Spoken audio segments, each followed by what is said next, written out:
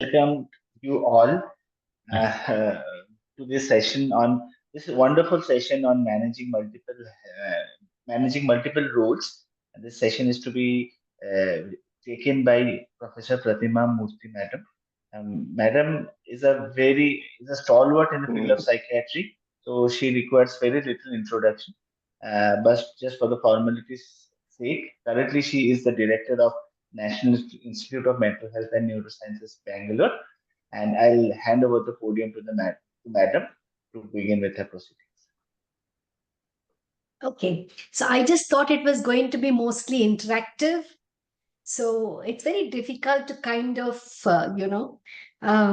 talk about how to manage and prioritize. But maybe I'll just start off with what my day has been like today. So I'm just back from a meeting in the Vikas Sauda, which is our state legislature, with the health minister and the a new secretary who has taken over. And this was something called the Brain Health Initiative, which is really about developing, in identification, screening through brain health clinics at the district level in Karnataka. So the team has been working very, very hard, and they made their presentation. And of course, any kind of new program, as you will all realize, has a lot of challenges, particularly when you're working in the public sector. And then, of course, when you have a new person on the block, it's almost like starting the Ramayana all over again. And at the end of the whole presentation, you will still get asked who is Rama. So I think that's the kind of situation I probably found myself in at least 2 or 3 times in the last couple of days. And that kind of tells you that very often you are, while you're out to do, and I think it was very interesting that the person mentioned, the intentions of your team is very good, but we need to see how it fits into our scheme of things. Now, why I'm telling you this is, constantly you're not only doing your routine work, there are a lot of instances where you need to firefight, and as you kind of develop teams where you have to kind of intervene on behalf of teams, and that taking people along perhaps is not an easy thing, because you find that as you learn to develop programs, you also learn to critique your own program. So you know that there is a lot of scope for improvement, but at the same time, you need to keep your team motivated. You need to be appreciative of what they're doing. And that's something which is a challenge all of the time. While I was there in the meeting, I got a call about somebody, an employee who's missing from work for the last 3 days. And obviously, there are concerns about why the employee has suddenly gone missing. So, in the middle of that meeting, there was this call. That apart, I mean, I think these are the kind of challenges that keep coming your way, particularly perhaps as you get into more administrative roles. So I just thought I'd start off on a personal angle. You asked a question on prioritizing and balancing your various responsibilities, isn't it? So, about, I think a year ago, I was at a seminar, and I think this was a seminar in Chennai, where there were a lot of leading women entrepreneurs who were participating in that. And the question came up, and how do you maintain a work life balance? And I remember a very, very provocative, entrepreneur who said, there is simply nothing like work life balance. Now, that throws you a little off balance, because one of the things that we always discuss, all of you are familiar, I'm sure, with Professor Norman Sartorius. And we have this training of young mental health professionals and young psychiatrists practically every year. Going back several years. And one of the things that all of us wanted to hear about is work life balance. So it's interesting that on the one hand, you talk about trying to achieve a work life balance. On the other hand, there is the viewpoint that there is nothing like a work life balance. And I think the reasons for that must be understood. And I think you have to understand it along a developmental perspective. So, for example, as a young career professional, your sense of how much time you might spend at work may be very, very different. And the quality of the time that you spend may be very different from, let's say, somebody who is much more senior to you. So I know, I mean, from a very personal perspective, I now have my daughter who's doing her MD psychiatry. And very often she comes home only at about 10, half past 10 at night, absolutely exhausted, just crashes the moment she comes and has to get up early in the morning because she has to prepare for a seminar or a talk. Sometimes I wonder, I keep asking myself, was I like this? Maybe I didn't come back at 10:30 in the night, but certainly it was 9 o'clock. So I think there is a time in life. Of course, now I don't have to work till 10:30 in the night. I thought I had a long working day, but I still get home maybe by 7 o'clock or half past 7. So I think it depends on what phase of your career you're in. So as a young resident, as a young faculty, you have so much that you want to do. And I think time can expand sometimes to fit in a lot of things. But then what happens is, this is also the time, especially when you're a young faculty or maybe a senior resident, that maybe you're in a relationship, you got married, and therefore now you're torn. I find this a lot with my young, particularly my senior residents who are doing their DM.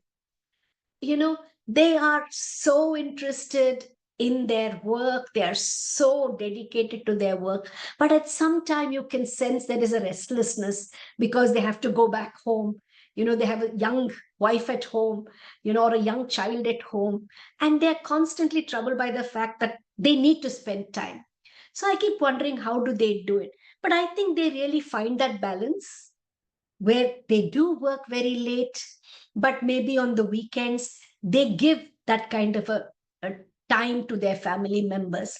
So I've had, again, I talk about residents who perhaps had to make decisions about moving from one place to another, again, because of career opportunities. And career opportunities, as all of you, I'm sure, are aware, are not necessarily easy to come by. You mentioned that you're from Ames, Kalyani. You said it was nice to move from Raebareli to Kalyani. But just imagine that when you were working in Raebareli, away from family, it's not easy to go back very often. So I've had, senior residents who were working maybe about, 1,500 kilometers away from home. And the moment there was an opportunity, they would come home, but that opportunity was only maybe once in about 4 or 5 months. No, nothing. But he was spending a lot of his money on just the airfare and travel because he wanted some time at home. And over time, it got extremely difficult because there were challenges at home, parents, spouse, young child. And that at those times, you have to make critical decisions. So, what I'm saying is, it's not only with the number of hours in a day, it is also about where you choose to work, what you choose to do, that again are determined by a whole host of factors. Perhaps when you grow older, things are more stable, uh, and, you may not need to work such long hours, but that's the paradox of life in some ways, that you're maximally productive, but at the same time your challenges are also so many. As you grow older, I think you also learn to be more efficient with time management. I hope. I keep asking myself if I'm more efficient. um, People say that you also need to prioritize what is the most important, and that's, I think, useful. As you grow older, you find out that what are very urgent tasks, but you don't have to do them. You can delegate those tasks to somebody else, but you got to make sure that it occurs on time. I mean, for example, when Parliament is in session, you can be sure that every day there are about half a dozen questions from Parliament that have to be answered. That's urgent because it's very often these are starred questions which have to go urgently. So that's the time when you you have to identify the right kind of people who will be able to give you the right kind of responses, be able to quickly look at the responses and give. Now, what is not urgent and what is not priority? People say you don't have to do it, but I'll tell you some of those things which maybe not priority to me, but very often I get calls or emails from patients. Now, I'm not going to directly see them. So I do a lot of postman related work. All I need to do is to connect them up with the right kind of people. But I realize I spend quite a lot of time doing that. Sometimes it's emails, sometimes, as I said, it's even calls. Uh, I don't shut off my phone. I've tried. I mean, I just cannot. It upsets me when I don't know who's called and for what, and therefore I end up taking a lot of calls. But again, I think it's for individual people to decide, for example, with whom they will share their numbers. It's just that I don't think. But in the process, what happens is, during the working day, I not only get calls from individual patients, but because of perhaps working in NIMHANS, there are a lot of calls from politicians or VIPs on beds usually. I have tried. In fact, for those calls, I thought I should not be taking the calls, because from a very, very sick patient or for somebody who needs my help and needs me to engage it, it's still okay. But if there are things just for arranging beds and so on, I've tried this. So I tried to get my phone to ring 3 times and then redirect it to my secretary. But I haven't still, I think technologically, I haven't been able to make a huge success of that. So, now I just say, text me if I'm in a meeting. So I've learned to, at least not have to take every single call all the time. I've learned to be able to manage that. So the other thing, of course, is if it is not urgent, but it is priority, you can delegate it to somebody. And I think now, as you grow older in your career, as you grow more senior in your career, learning to delegate is not easy. I found the most difficult time when I was a senior resident and then a consultant, when I was beginning. So perhaps, like a lot of you, not like our professor, I'm just trying to get the names as I speak. Who's our professor here? Varun. Yeah. I'm talking about, at senior residence.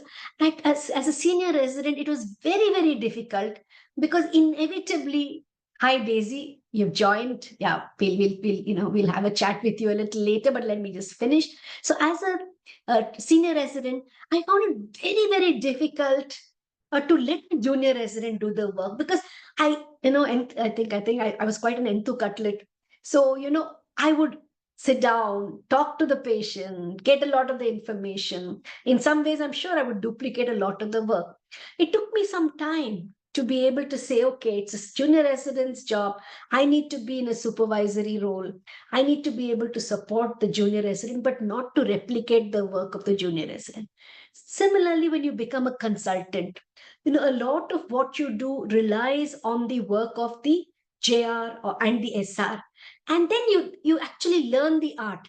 I don't know how many of you have had this experience of residents saying, my God, I spent 2 hours with the patient and the patient didn't give me this information, but on the consultant round, the patient within a minute gave me that information.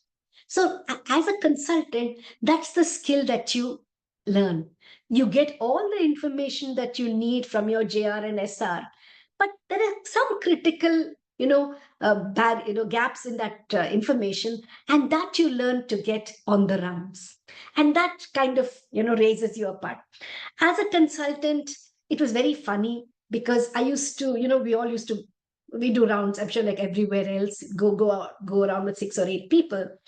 And it was funny, but every time, in many instances, not every time, in many instances, the patient or their family members would invariably talk to the person who was the tallest in the team.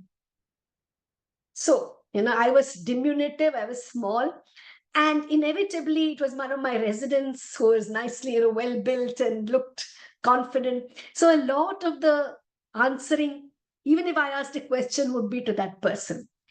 It for a little, in the beginning, there used to be a lot of discomfiture around and say, hey, I'm the senior person here. Why is this person not talking to me? But then over time, you realize that, when you're working as a team, very often you don't need to be the focus of attention as long as you're able to elicit the information that is helpful to the patient. And afterwards, it became a relief because then you're not constantly having to talk to the patient. It's done. So now we have had the advantage of working as teams.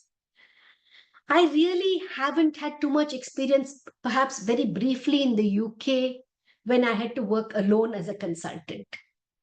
But I think the challenges, I think most of you are working in academic institutions and therefore have teams to work with. But if you're alone or handling an entire department with one or two people, the loneliness and the isolation of of the whole exercise can be very, very dampening. That's when I realized my colleague Prabhat has been running the eco programs for now almost 6 years, and it's amazing the kind of people who onboard for these training programs. In fact, I've seen actually people, professionals who constantly are registering for these programs. I asked a couple of them why, and I think one of the reasons why is that these are opportunities where you don't feel isolated. You're actually, in a network of people who have, who are listening to the same problems or listening to solutions to the same problems.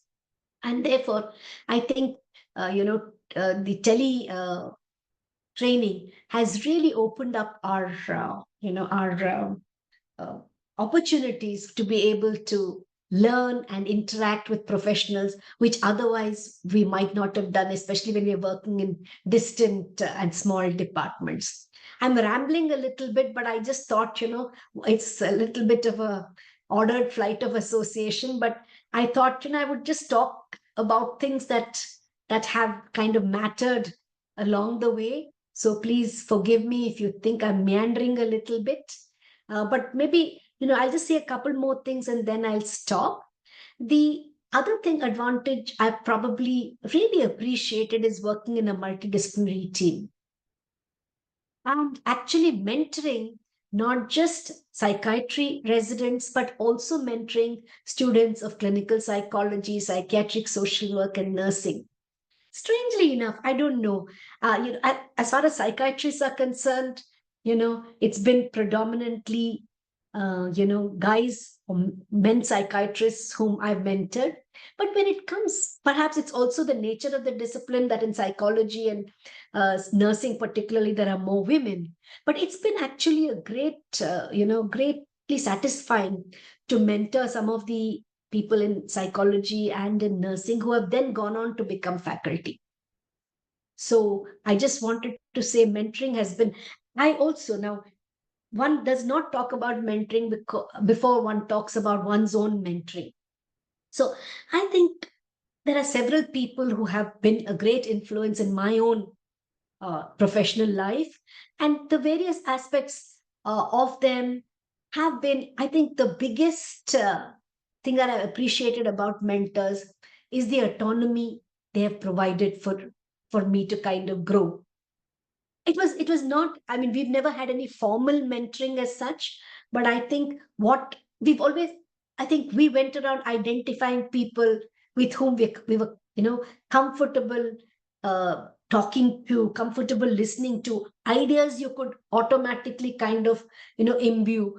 And there are several faculty, several professors who have been, there. I think one of the people that, when I talk about autonomy, one person that comes to mind is Professor S.M. Chanbasvana, who was, I worked in his unit for many, many years. And one of the things is that he would not, as long as, things were going well, he would allow you to do what you felt was right.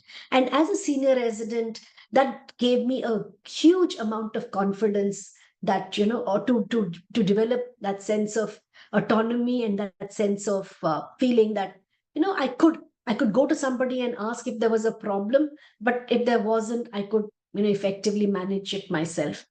One of the teachers who had a lot of influence perhaps was Dr. Raghuram.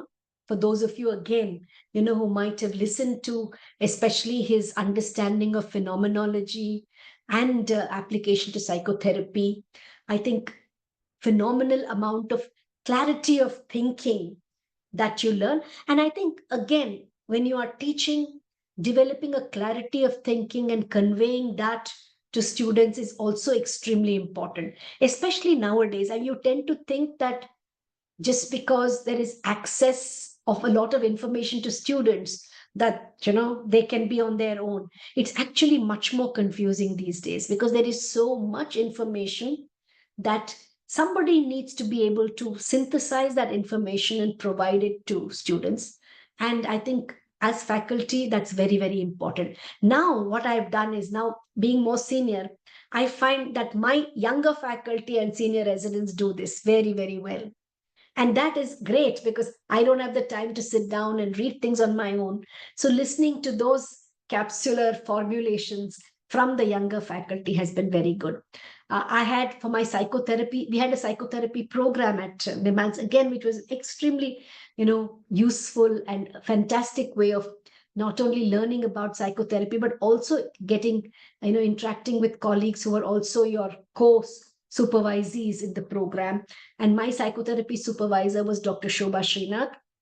And again, it was lovely to be able to think through things yourself. So independence of thought, I think, is also extremely important, and that's something we should encourage our trainees and our students to develop, the ability to think through this, but at the same time to critically question them, so that they are constantly also evaluating what they're doing was right or not. Professor Mohan Isaac is here. I spent many, many long years working together.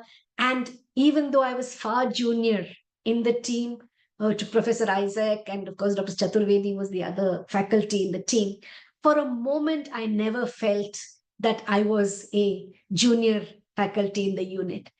Again, I mean, I think the kind of autonomy, the kind of space, the kind of, what's the word?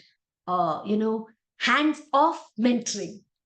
I think that's again a very, very important thing, that you're available, but you're not intrusive. And I think, somebody like Professor Mohan Isaac has always provided that kind of an environment where it's been very easy for you to flourish.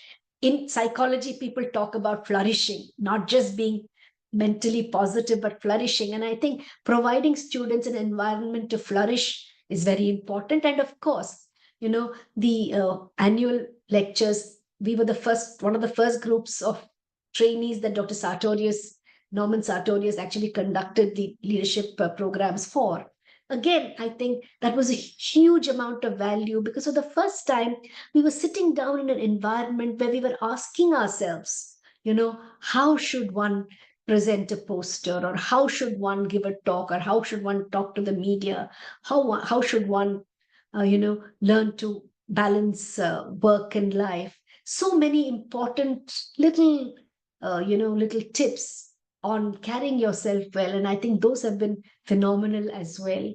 So so just to summarize, I think having different priorities perhaps, and these are relative. I mean, you can't say, I'm a young professional, my priority is my home, if you want to continue to be a young professional. I mean, you can't. But I mean, I think you just learn to kind of tilt the priorities a little bit, and as you grow more senior, I think those priorities kind of reorganize themselves. I think finding the right kind of time management and putting your energies in some ways into the right kind of activities is very important. As you grow senior, learning to decide what you need to do by yourself and what you can delegate, again, a very, very critical skill. A mentoring young people, also very extremely important. Allowing them autonomy to grow and to kind of develop themselves is also extremely important. I'm going to stop there, and I'd rather we make it more interactive. happy to answer any questions. And sir, Professor Mohan Isaac, sir, and Kishore, I'm going to ask you also to chip in, because I mean, I don't think I have answers to many things. I think all of you, also have a tremendous amount of experience, and I'm sure we can just have a chat about, other challenges that might come our way. So on that, over to you, Argya, if you're going to Uh, moderate and get questions. Thank you, ma'am, for the wonderful, brief yet a wonderful talk. And the last year was completely different, and this year you spoke on the same thing but came up with newer ideas, newer things, which made my listening a wonderful pleasure, ma'am. I now open it to all who are present here, and I am sure that we will have a lot of questions. And let us just put forward to madam.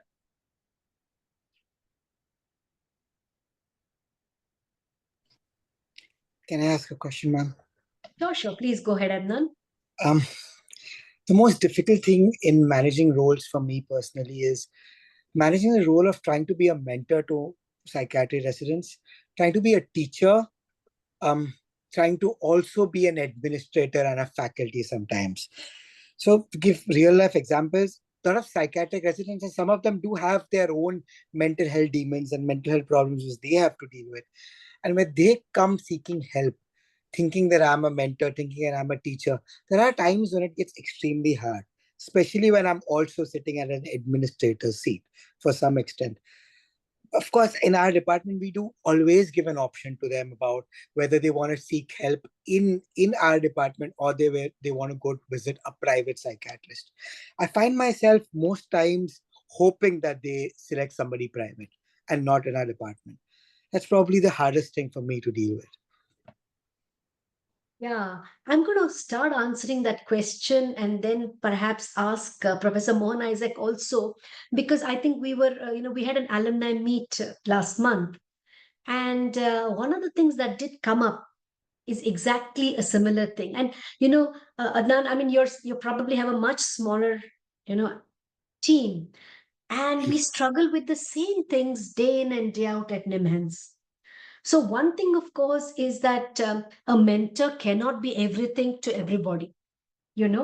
So one of the things that we thought would be useful is that in the psychotherapy supervision, we thought that sometimes if a young trainee is kind of a little disturbed, usually the go-to person is one of the psychotherapy supervisors. Sometimes we also set up something called a student welfare team.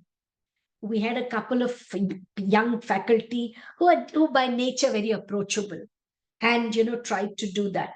But at the same time, you're absolutely right. Sometimes, you while you understand people's distress, you've also got to make sure that work is done.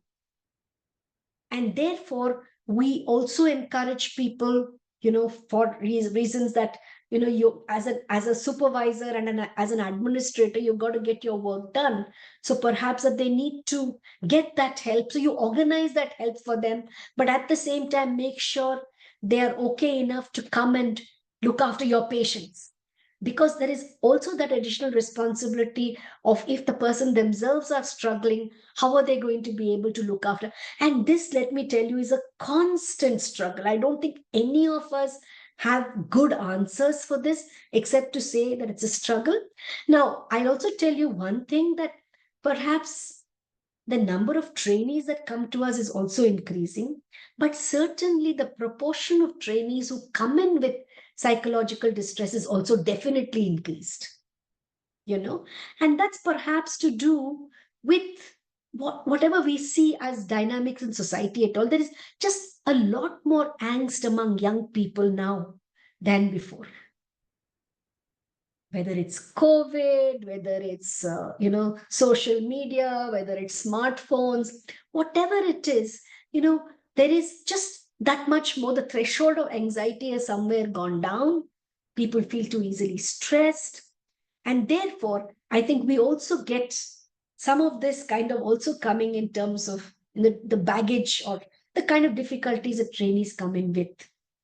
So perhaps one of the things to do is to have a system, to help people as soon as they come in, so that they feel, that there is some support available, in addition to perhaps having some mechanisms like you yourself have suggested. So one of the things that my colleague Prabhat and I, we've been concerned about this. Of course, at the NMC, they've been concerned, of course, on a larger, thing about growing suicides in higher education.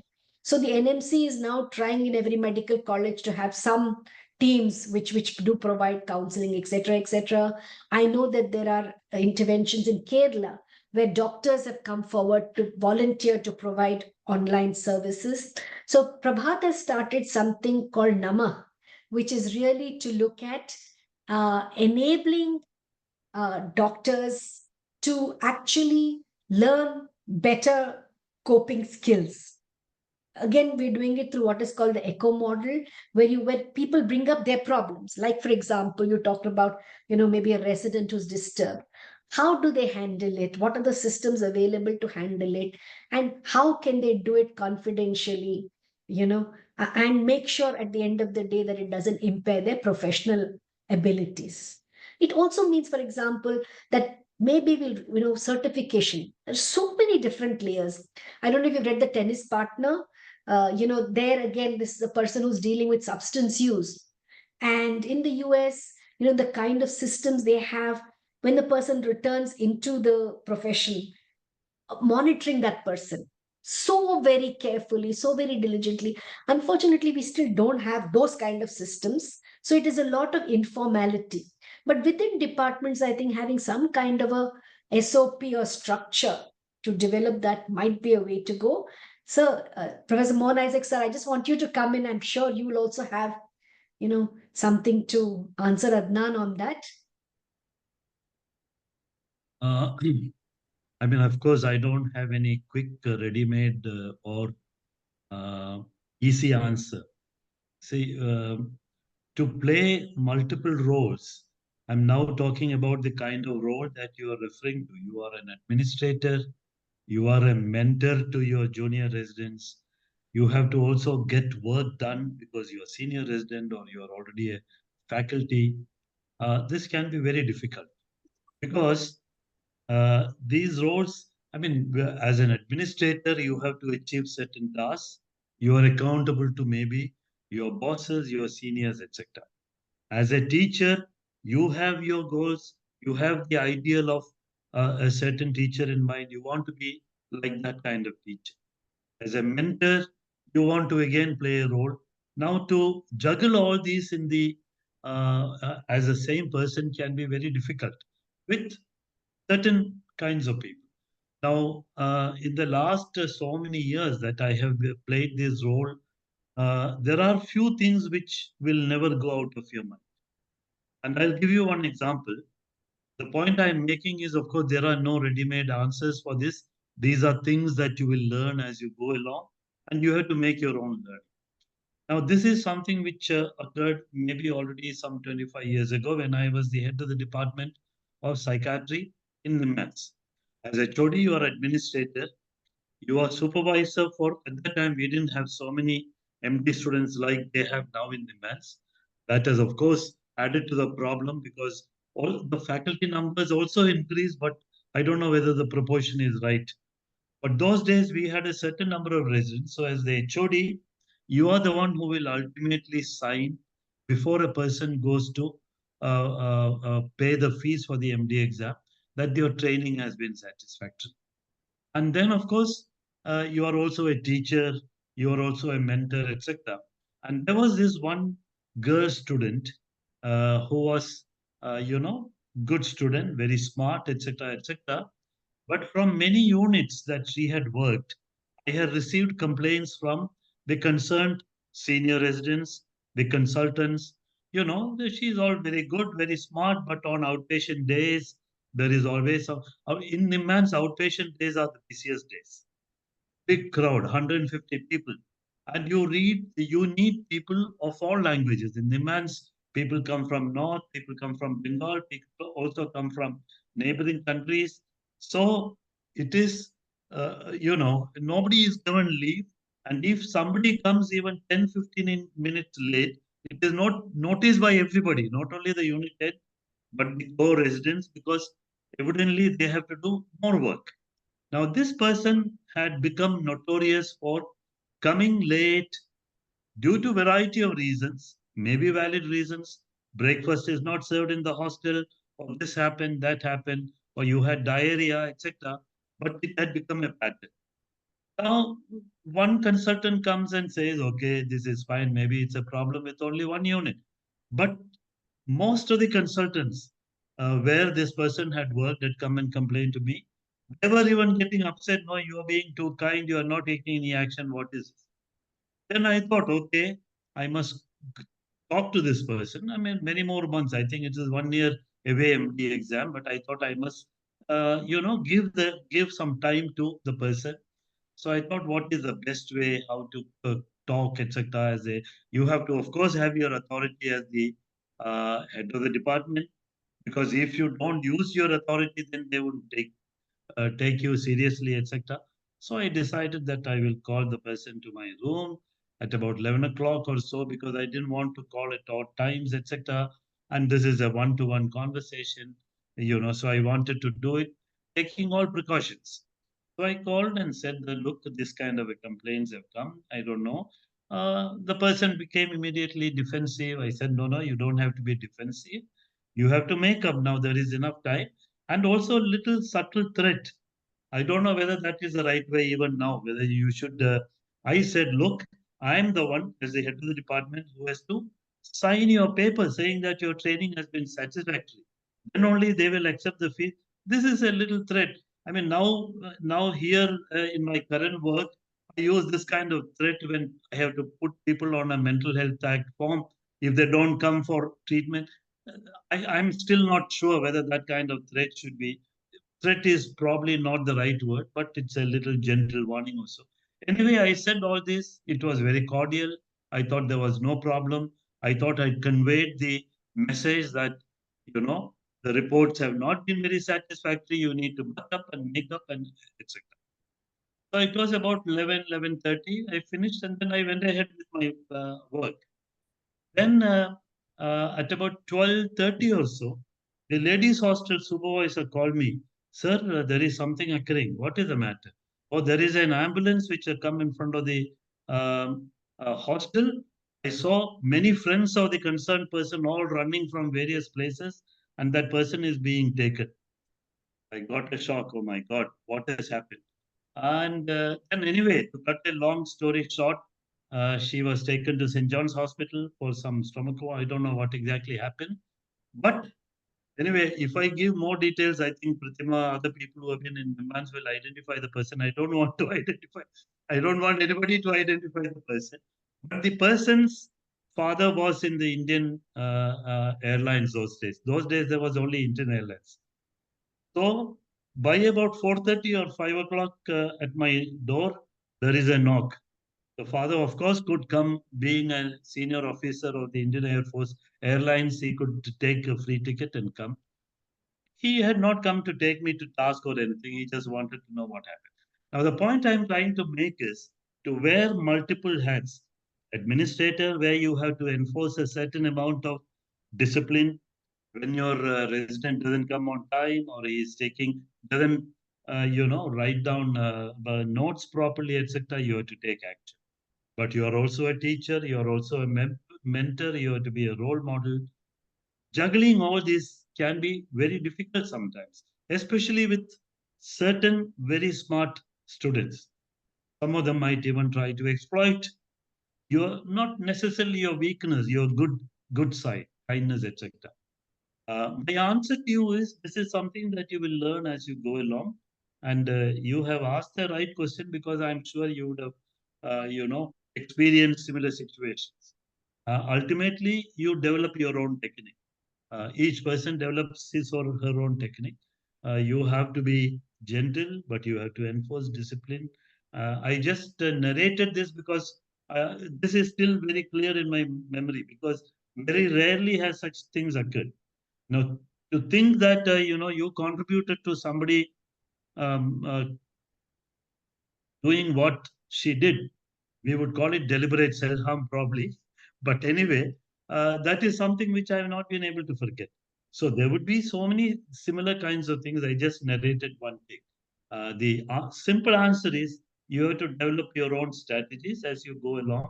And one of the goals of this, Indian Teachers of Psychiatry, this particular scholarship program, which today is the last session, you all have had, various kinds of inputs from various people.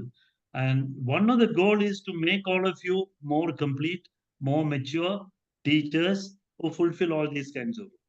And we are fairly confident going by the last three batches, and some of whom are sitting here, that this is a good process where you learn from other people. And this is all my answer to your question. Short question, but I've given you a very long answer. Back to you, Prathima. Thank you, sir. Thank you. Yeah. So I think that it doesn't change at all. I mean, and therefore, but I think you just have to develop some kind of a broad, set of steps that you need to take. And that set of steps, I think was so nicely narrated by Sir.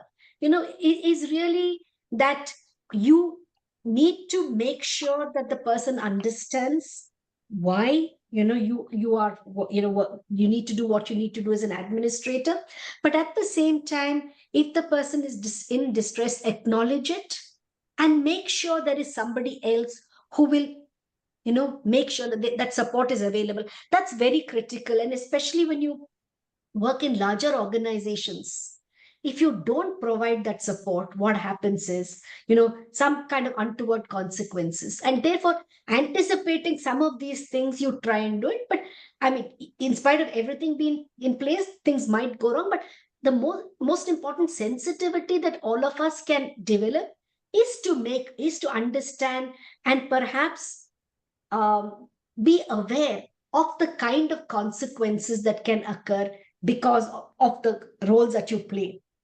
And very often it is administrator. But even as a teacher, for example, I know that the deans constantly struggle with this. For example, if somebody has to, hand in their thesis, the last date is gone. There are very prescribed last dates because they have to go for evaluation to somebody else. The deans are constantly dealing with this when somebody comes and cries and says, I couldn't finish my thesis. Please give me, another week, another 10 days. So in each administrative role, you have different kinds of challenges that you need to deal with. You need to have a broad framework. If there are rules, very good. If there are no rules, you need to have some kind of a broad framework of the way you will act. And then on a case by case basis, also, you need to be able to modulate what the response would reasonably be, accommodating people's needs versus the need for you to be a disciplinarian. So I think those will be the steps to get there. Okay. Thank you, ma'am. Yeah. Yeah. I think we should also now request Dr. Daisy to kindly introduce herself. She was not introduced to the forum. Dr. Daisy, please. Good evening, everyone. I'm Dr. Daisy today, and I am ITOP Scholar of this year, and I'm working as assistant professor in Nadigadi Medical College, Ujjain. Daisy, do you have any questions or comments? Since I'm just asking you, since you Yes. are talking. Yeah. Ma'am, actually, the whole session we discussed about the roles, but I think the roles we discussed were like professional roles, how to be an academic, a teacher, mentor, and all this. But what I feel, what I want to ask you, that a little like as a female, I want to ask you that how to manage the role of being a female, you have to be wife, mother, daughter, and all this, and also a professional. So how to do that? Yeah. I mean, in the initial part, we discussed our roles as, professional versus broadly personal and professional. Yes. Now you're bringing in a gender dimension to the Yes, whole ma'am. thing. So, Yes, I mean, ma'am. my first response would be, just as you said about being a wife, a mother, and a professional, I think I already spoke about the guys. for whom it is equally a husband, a father, because I know that they also struggle with it. They probably don't talk as much about it, but I think the same kind of things are going on.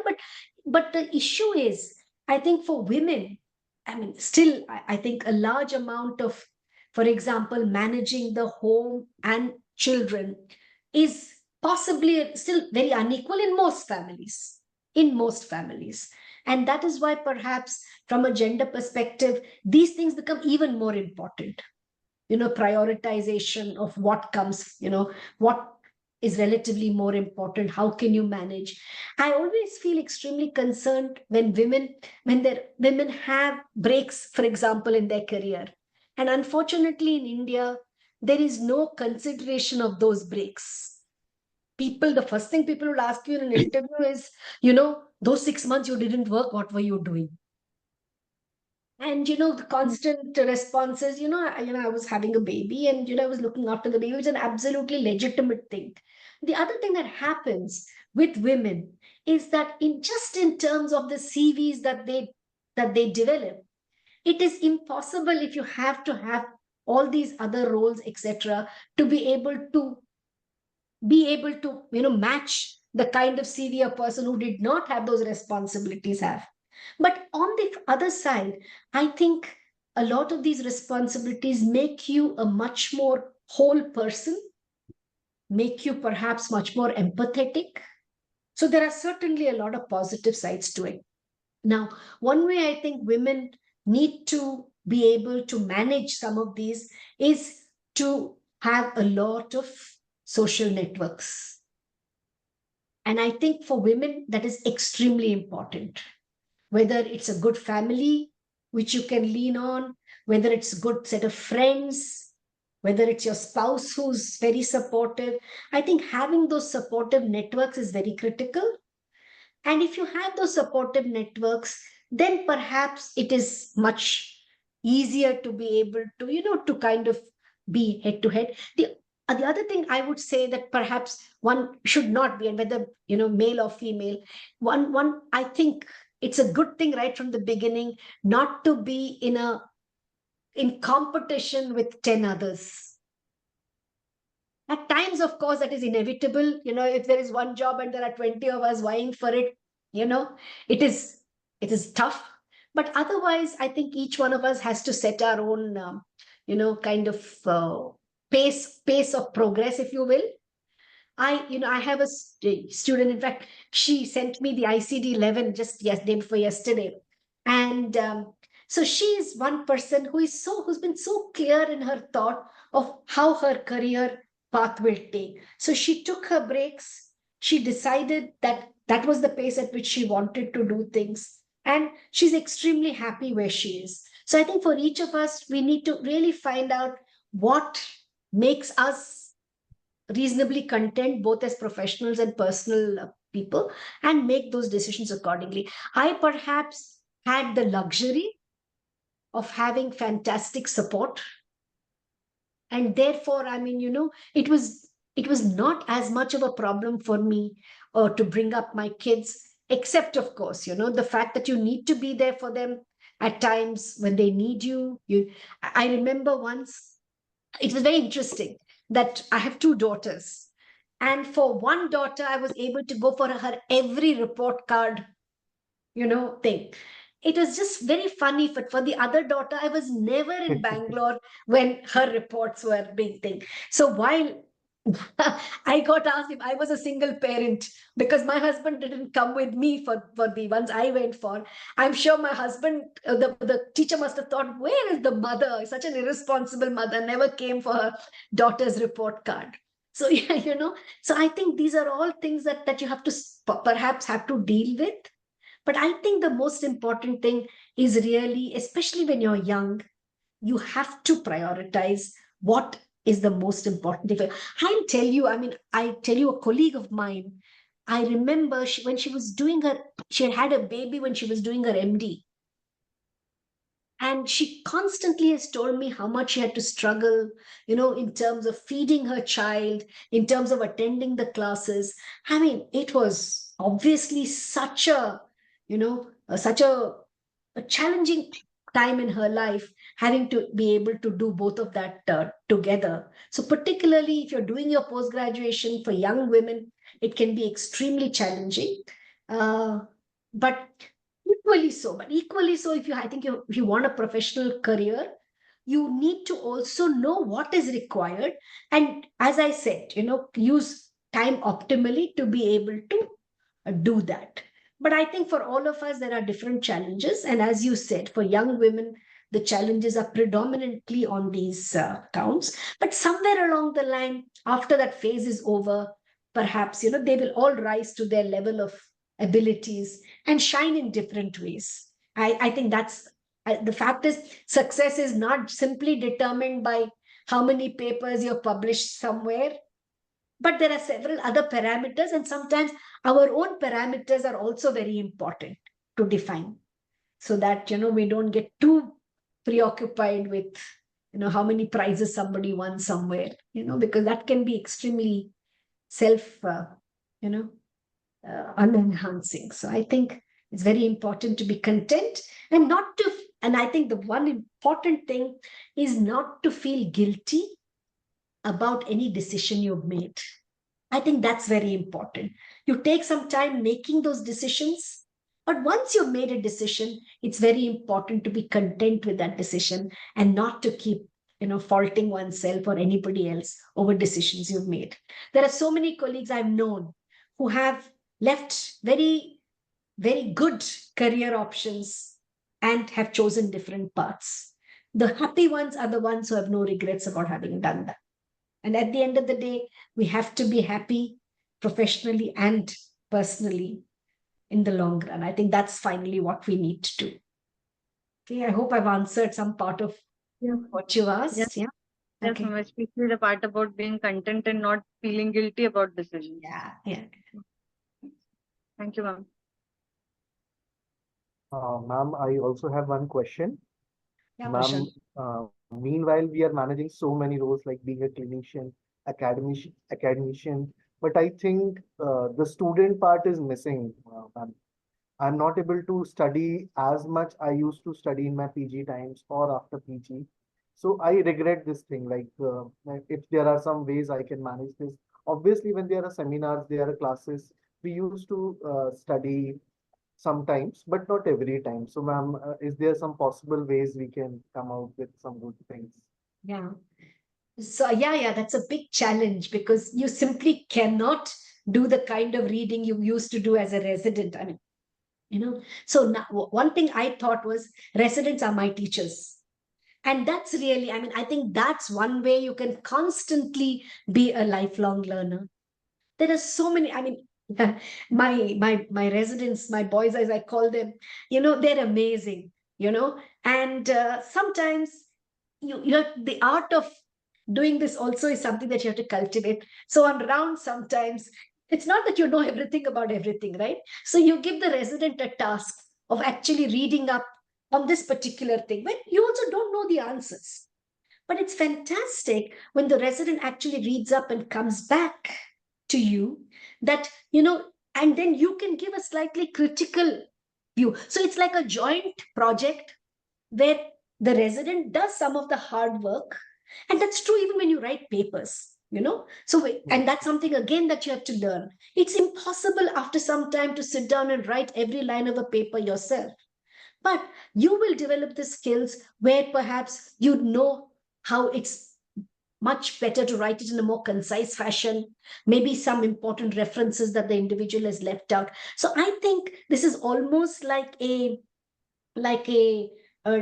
symphony that you develop with your students. And I mean, if you ask me, one thing that I've really enjoyed in my career is this. It's been so transactional with my students, especially, I mean, I must say, particularly with my DM students. It's been amazing. I've learned so much from them, and it's not necessarily only about profession. Very often, your discussions are a little bit more broad based. It might be, for example, I have residents who are passionate about running. and or psychotherapy or something else, and you constantly are engaging with them, and that is a very important way of learning. Of course, I mean, I'm sure, nowadays it is easier. I find myself, if there is a thing I don't understand, of course, there's a lot of internet based information that is available to you to kind of catch up on. Sometimes seminars are very useful, especially seminars which kind of help you update. And this is very important. What you're raising is very important, because as you grow a little bit more senior, you also tend to kind of specialize, or develop interest in slightly narrower areas. And then you're completely left out, of the rest of it. For example, that's why, for example, when Keshavan, MS Keshavan, you would know, he came and gave a lecture on schizophrenia. I mean, I made sure I attended that lecture, because I think what I did not know for the last 10 or 15 years, I was able to quickly catch up with, in the process of doing that. So I think learning those skills of how to catch up is very, very important. One of the other things to do is to do talks. I find that I still, even if I'm very busy, I agree for some talks which are interesting, because that's another way I find that I can do some reading. So I think it's using a lot of these things. Maybe Kishore, did you have any thoughts, or uh, Vinay, did you have any? I mean, you guys are probably facing this much more now. Any of you? Yeah. Yes, ma'am. The last thing you said, over a period of time, focusing has been one of the improvements we have done. For example, for me, I had not listened to Salman Akhtar, the way he spoke about psychotherapy.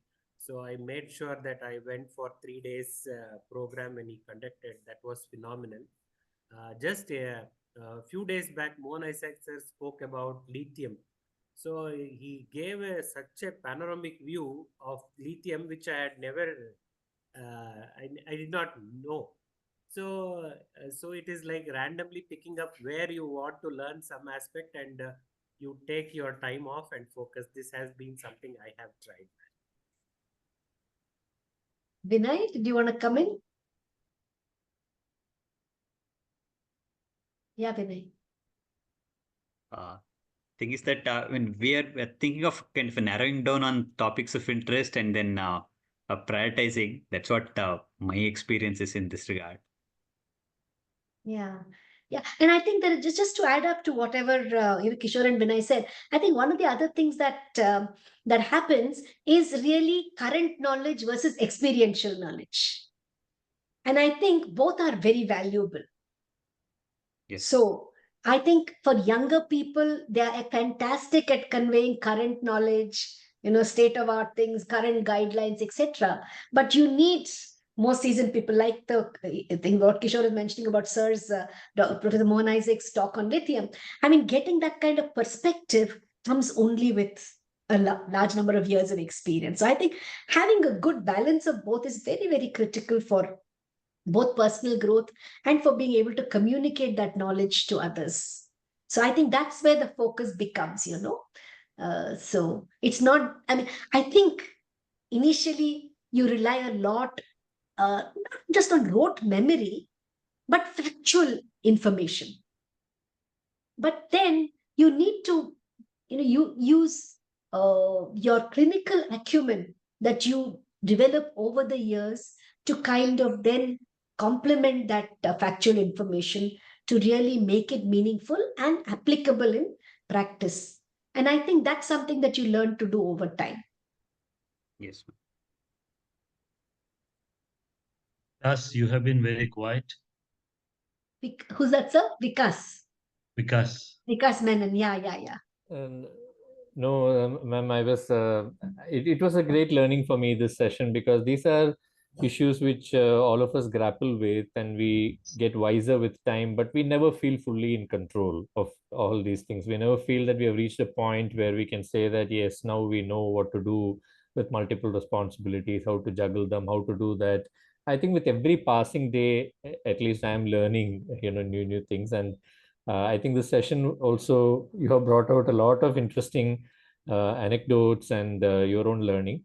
I just want to say one comment here that what I have learned with time is probably that time management is probably the single biggest skill that will determine how far you can go. Given that we all wear multiple hats and we are parents, we are clinicians, we are so-called even armchair researchers, we are administrators. So I think you know, time management has to be very important. And I think there are a few things which we should not compromise on. While we do cut on many things, of course we have to cut somewhere in order to focus on something, but I think a few things which I perhaps erred in the beginning of my career, and perhaps I want to share it with the group here, is that you should not compromise on your sleep. You should not compromise on your sleep, because earlier when my kid was small, I used to think, no, I should be a very good father, I should be there for him. So I used to do most of my work after he sleeps. But then I realized that that's not sustainable after a point of time, because this is not a sprint, this is a marathon. So it's not good to burn yourself out. So I gave up that after 3-4 years of trying to do that. I gave up that. So don't compromise on sleep. Don't compromise on your diet. Never compromise on your family time. Have some protected family time every day. And don't compromise on exercise. Some physical activity that keeps you going. That's probably your me time. That's probably your only me time in a day, when you are it could be anything, whatever incites you. I do walking, except when I'm on Zoom. Other days in the evening, I try to go for a half an hour walk. And I think these 3 or 4 things are probably non-negotiables. The rest of it is all probably negotiable, and you have to find your own balance. I'll stop here, but it has been a great learning experience for me, madam, this session. Thank you so much for your insights. Yeah, and I mean, what you said about learning, no, we're all learning. And somewhere, no, something about if you stop learning, you stop living. The very nice quotation that, so I think that's absolutely wonderful. And I'm so glad you brought that thing about sleep. I too absolutely protect my sleep. If there's anything that I fiercely protect, it's my sleep. Because that's so critical to be able to function well, and that's so very important. That's a great piece of advice. Thank you. Varun, you haven't said anything. Yeah.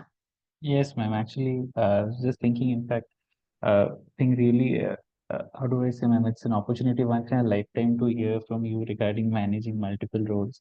Frankly, because like at the time when you are, say, as a teacher, teaching, also working through the administrative roles, beyond that, also at home, juggling as a father to a young kid, it's really an eye opener, ma'am. Couple of things I thought if I can ask you, I think this could be no better person than you. One is that, uh, say in an organization, you have different kind of people, and at times you do have people who are very keen to take on responsibilities, and you see that this would be the kind of people who are always given the kind of work, and you'd find them who would never say a no, right? And you have the other group who are just like take a side, and they may actually not be in the front, and you would so want to tell your boss that, okay, these are the people who could also, be given some of the share of your work. So, ma'am, the question here comes is that, is there any way you could say a no, and how does no actually work, and what would be the best way out of it?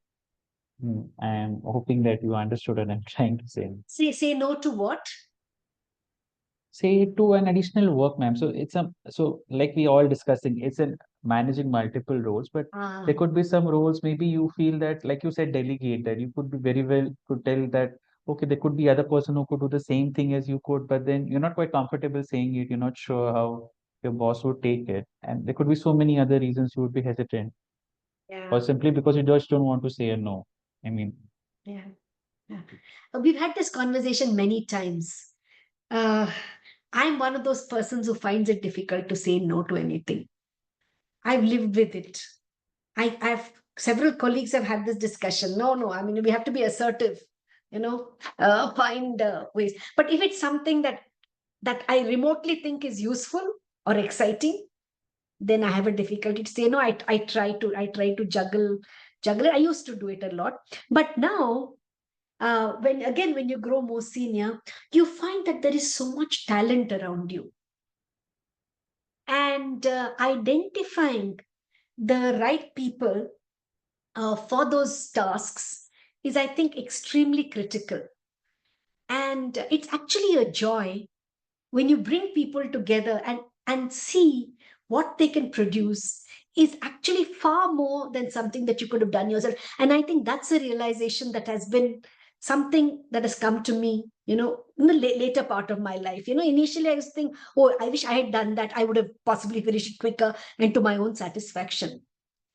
But giving people opportunity, of course, that opportunity, they must be backed up with maybe your support and your maybe even your constant niggling them. You have to be behind people to make sure things are done on time and so on.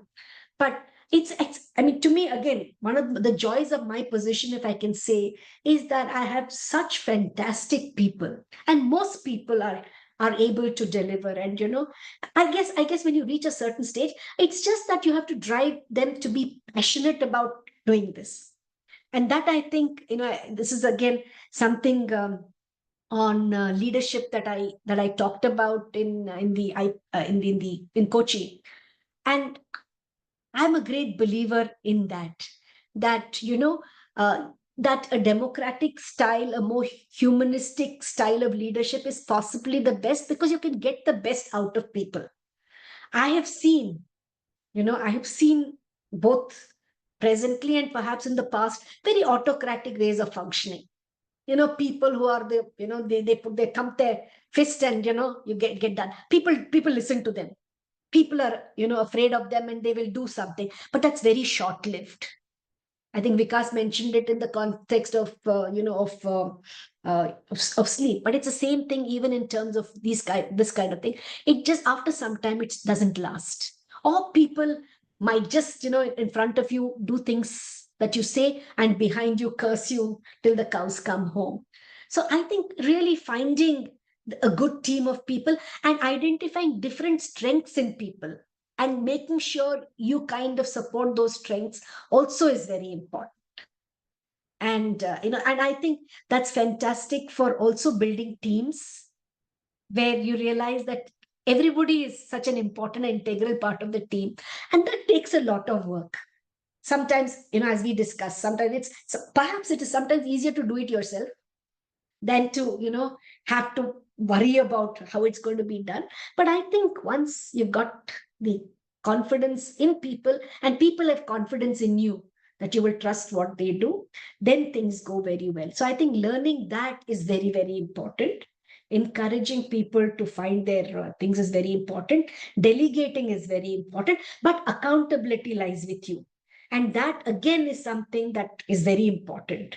If something doesn't go right, you can only, that burden of blaming yourself for it is much more.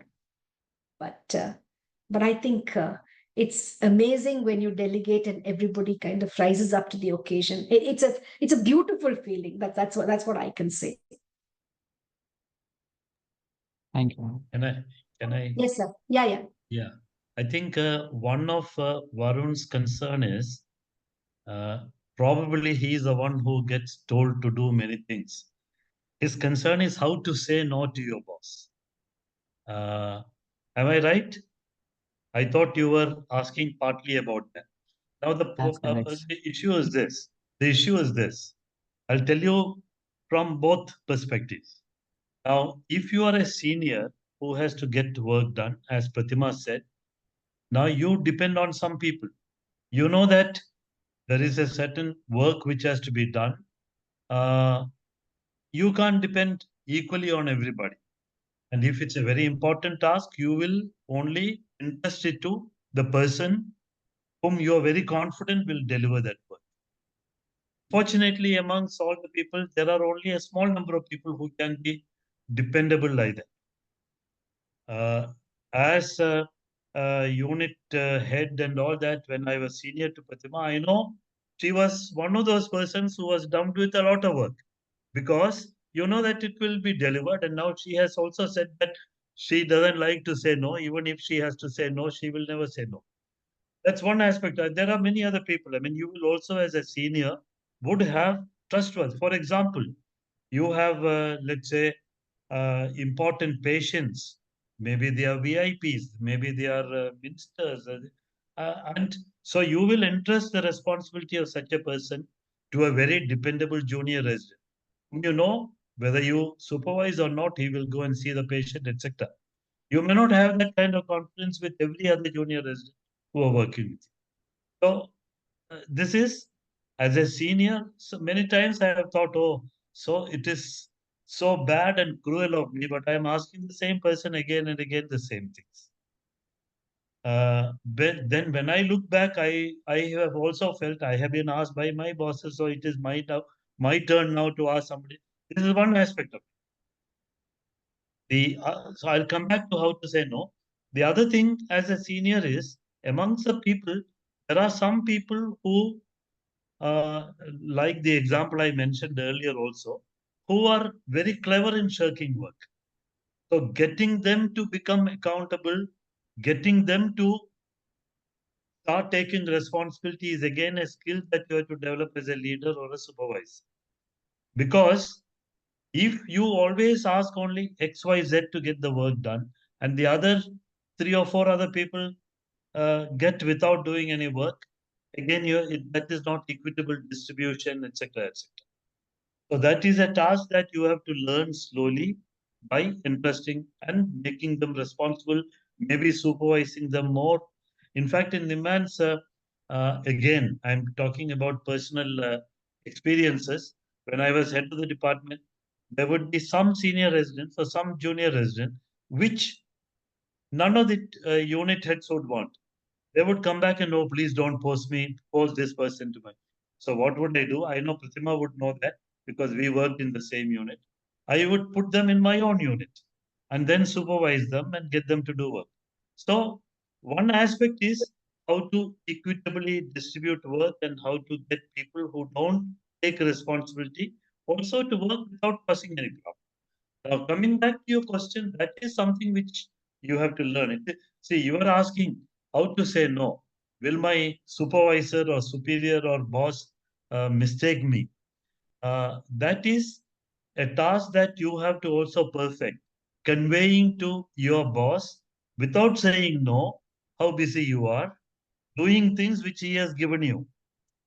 You have told me to do this. I am halfway through it. You have also told me to work on this paper.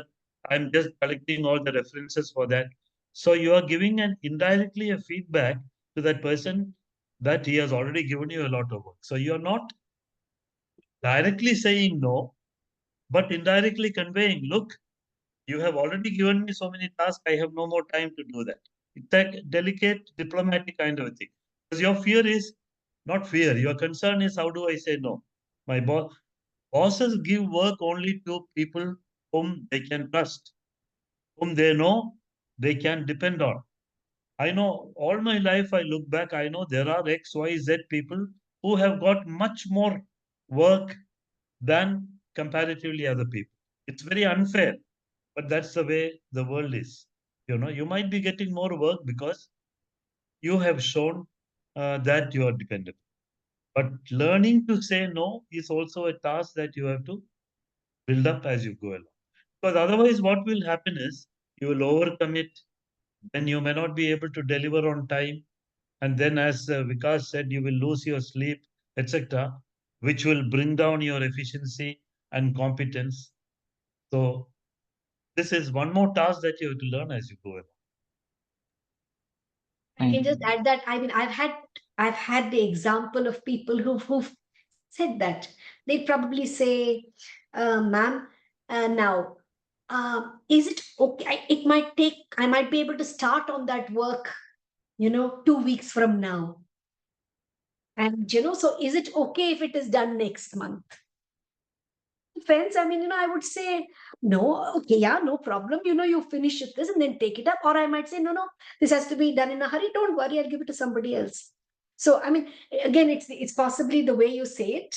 And, of course, it's not always easy to be able to do that. But I think, over time, you may learn. We learn, ma'am.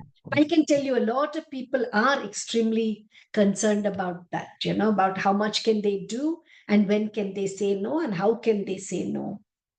So, yeah. There are other I must also tell you that this is a never-ending process. No matter what, now you are maybe associate professor or a senior resident, etc. Prathima has become the director of the big institute, but she cannot say no to the union health secretary or the minister, and I know that because the secretary knows that if it is told to Dr. Prathima, director demands, it will be done. So it's a question of, very cleverly and diplomatically saying, okay, I will do it 2 weeks later. I can do it. Maybe somebody else can do it. Or maybe you suggest somebody who can do it who you think can do the work as well as. So you're trying to solve the problem of your boss. You are saying no, but indirectly finding somebody else who can do the work. So there are various ways in dealing with that. I know that Prathima still cannot say no to so many work which is dumped, may not be the right word, but which is given to her. So it's a never-ending thing in your life. That's true, sir. Varchasvi, did you have anything to say that you want to say? And there's Dr. Gopal Das.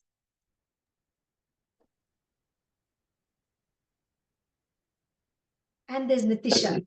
Okay, Gopal, please go ahead. Please go ahead, Gopal. Yeah.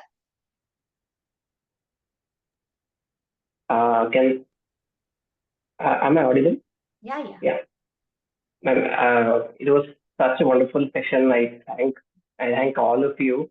What was the one word which came to my mind is how can you all be so genuine? I was observing all of you all these time sitting silently, and I could resonate with each of your words. So I hardly had any words to tell. I had learned a lot of things. I just want to add one perspective because I've been, since my PG, have been put into private colleges. I don't know whether I wanted or not. I expected my career trajectory in a very different way. I would have seen myself doing a lot of genuine research and teaching a lot of people. But fate or my choices put me in some different way. But of late, whether I wanted or not, I've uh, since 9 or 10 years, I've been doing in-charge HOD, which I don't want to call myself as, but I've been in administrative roles in private medical colleges, and it is really hard. The two things that I want to add is we need to learn patience in working in such areas, and the humility is another thing uh, where things, I mean, we get the things done using these things, and probably the purpose with which we need to find purpose in each of our roles. Otherwise, which we get frustrated so much that you don't get to have that balance either in your work or career. The end of the day, I would people ask me all the time, what purpose did you do this? Why am I doing this? Why have I ended up like this? So it is only from say past 6 months or hardly 1 year I've started accepting okay that I have grown a little old now and I should start behaving like I don't know administrative role. Now I'm trying to groom my team and I could resonate with each of the things. I'm learning so much from my young colleagues. I'm learning so many things and giving a new perspective is an exhilarating experience. I completely agree with you, ma'am. So, if a chance, if I get, I would give up this role and I want to take up the subordinate role so that I can relive my dreams again and again. But hope so. So this is what I wanted to comment on all the roles. I might not come into this bigger institute anytime in my life, but wherever I am, uh, there are a lot of things to do in any place where we go, and these minor things add on to your content in the end of the day. And you are important. wherever you are. And so many, you have got your roles defined, and we need to accept those things with all the limitations, with all the barriers, and with all the humility that makes us grow as persons each day. And now I've come to terms with whatever that I've got. I feel I have to do a good job. And every session is ITOP is such a learning session. Every time I come into this session, I learn so many new things. And I thank Mohan, I thank Kishore sir and Vikas sir is here as such a good mentors and teachers. And I consider myself to be very lucky. And all the scholars, believe me, guys, you are so lucky to get in touch with these people. And we continue as a close-knit group for many more years to come. I wish you all the best. I thank you, madam. I just want to end my small talk with this. Thank you. Thank you. I mean, I think you put a lot. You said a lot in what you said. One very superficial way I could just say it is, if life gives you oranges, you have to make orange juice, they say. But I think what you have talked about is much deeper than that. And it just struck me just last week when we were giving a send-off. This came up that, the person who was being given a send-off didn't get the opportunities. Brilliant guy, but didn't get the right kind of opportunities in terms of perhaps what we all thought he deserved. But wherever he was posted, he managed to make it productive. So I think that's, again, something that becomes from an attitude that you develop, that, wherever you are, you are going to make use of that particular, position or posting that you have.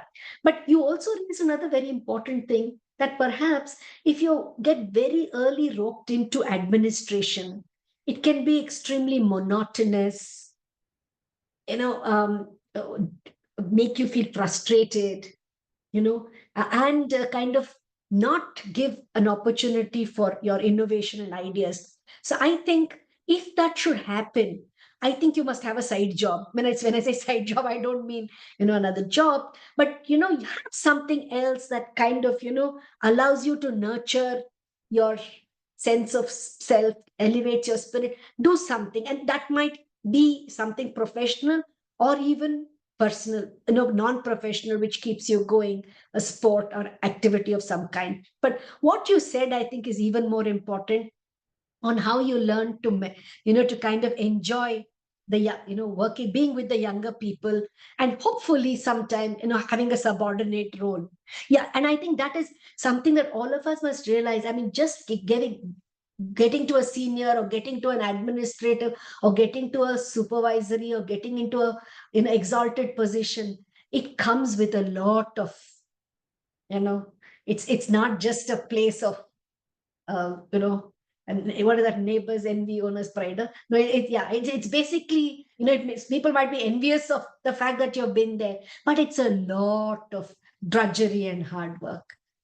And therefore, I mean, I believe that if I had not been in this position, I'd probably have been enjoying doing something else. And I think that is an important mindset to cultivate. You're on your journey there. And, whatever you've told us in terms of what gives you happiness and thing is very important. Sometimes, again, I've had people who've had to make decisions at crossroads. There are some times where you probably decide that you go with the wave, and learn to adapt to it, etc. And there are some times where you need to make those hard decisions of saying, look, I want to do something different, etc. So, I mean, I don't think there's anything right or wrong about decisions that we make. But I go back to what I answered to Daisy. I think at some point, feeling contented and feeling space is very important for yourself. And I think that is a constant drive. So I think we've come. Yeah, thank you. Nishita, Nitisha?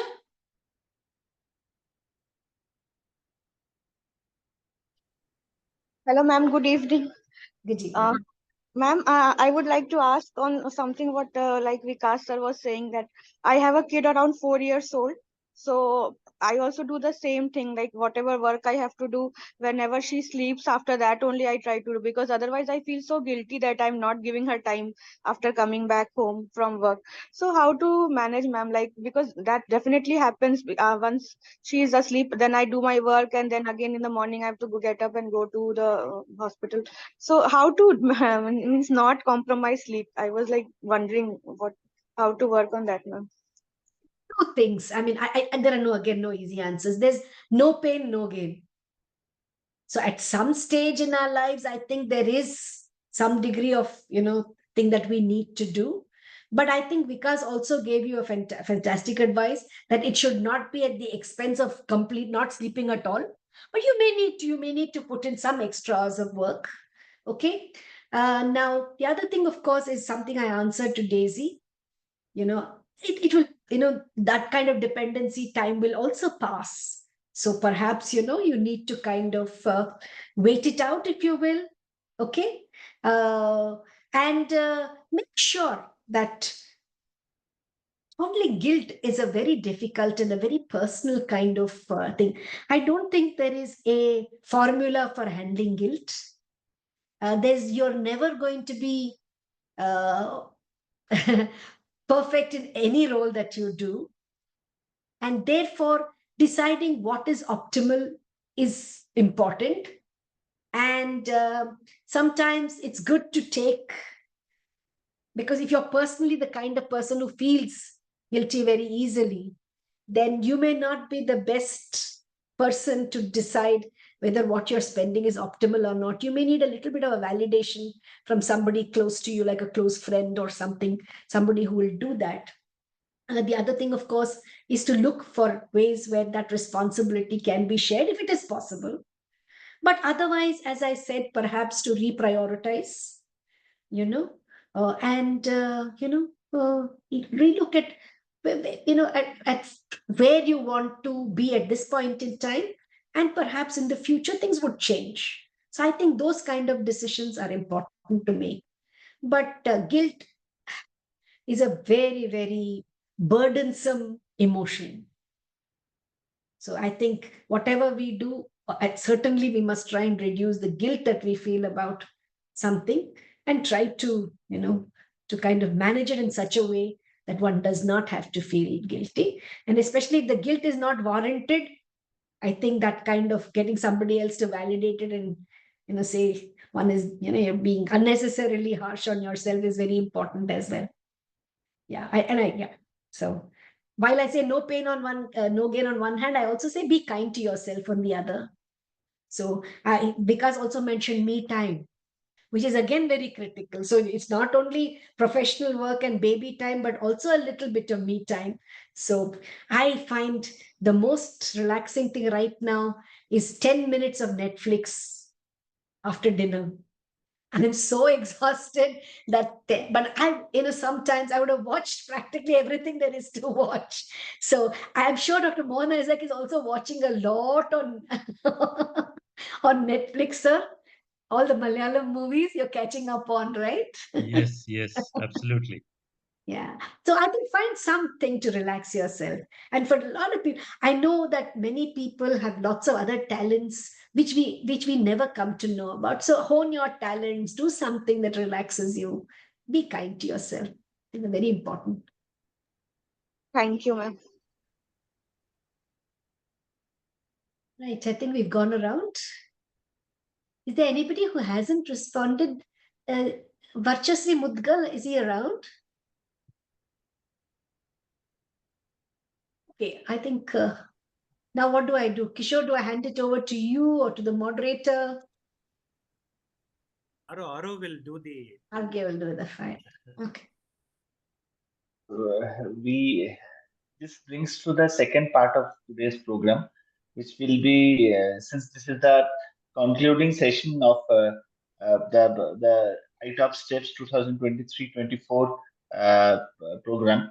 So I this part of the program is supposed to be kind of a reflection of the scholars as well as the faculty members of this program to over the to look back on the past year, look back on the substantial amount of hard work that has been done by everybody concerned, and also to understand how we can do better. So this is with this note, I open this forum to the scholars. Uh,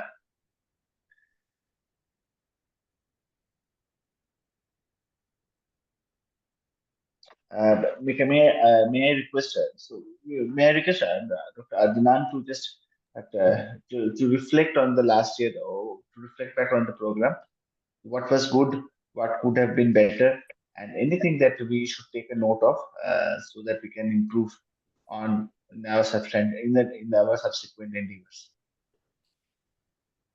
Sir, we were just, I think we were fortunate. I think just right now, Dr. Varun put it really well, actually. It is a one in a lifetime opportunity, not just this lecture, the whole thing. Reflections, yeah. I think, when we first started this course, we all met up in Kolkata. And that very fact that we met up was extremely important to me. After the day, I think the four of us, four of us kind of met up and we went in the Kolkata tram.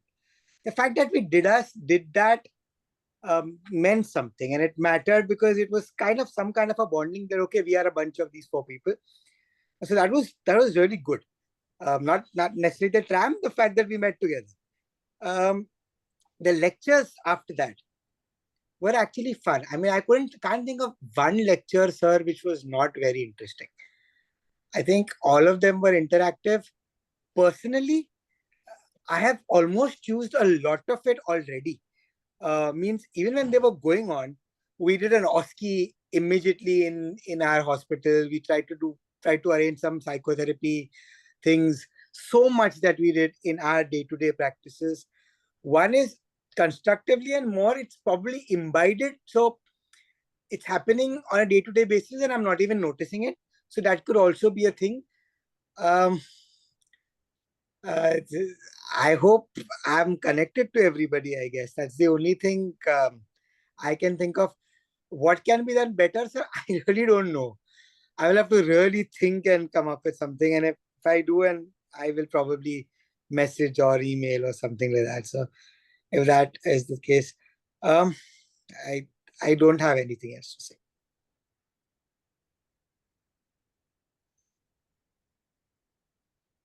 Should I go next, sir? Thank you, Dr. Adnan, for your comments. Dr. Daisy, may I request you for the feedback? Sir, first of all, being part of this forum was, as Prashant sir pointed out in his query with ma'am, that how to keep that student, how to manage the role of student life. So being part of this program helped me to become a student again, and it was a part which I really loved. I really loved learning new things and reading on psychiatry. So it helped me do that again, and it also helped me that I was interested in teaching. I liked teaching, but now I enjoy teaching.